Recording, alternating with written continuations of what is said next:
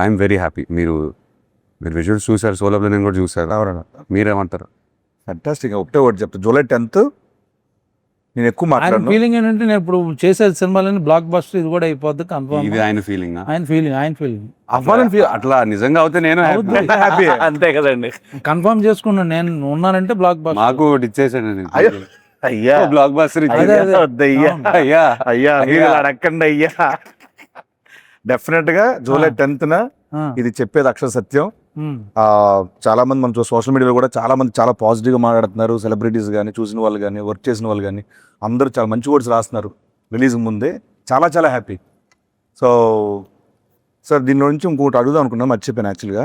నీకు పేరు వస్తుందా బాగా, భాగ్యశ్రీ పేరు వస్తుందా?